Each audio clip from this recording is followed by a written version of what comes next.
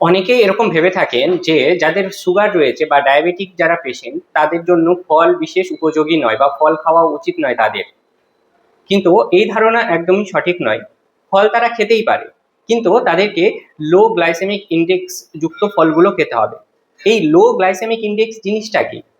এটি হলো কোনো ফল বা খাবারের মধ্যে মিষ্টতা বা সুগারের কোয়ান্টিটি কতটা পরিমাণ রয়েছে সেই জিনিসটাকে মেজার করা হয় এই গ্লাইসেমিক ইন্ডেক্স দ্বারা। তো লো গ্লাইসেমিক ইন্ডেক্স যুক্ত ফল কি কি রয়েছে? যেমন আপেল। আপেলে প্রচুর পরিমাণে ফাইবার থাকে এবং গ্লাইসেমিক ইন্ডেক্সটাও অনেকটা কম। নাশপাতি খেতে পারি আমরা।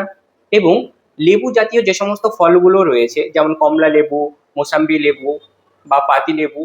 লেবুতে কি হয়, প্রচুর পরিমাণে ভিটামিন সি থাকে এবং অ্যান্টিঅক্সিডেন্ট থাকে।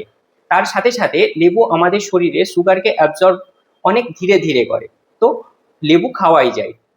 এরপরে চলে আসি চেরি বা পেঁপে বা পেয়ারা।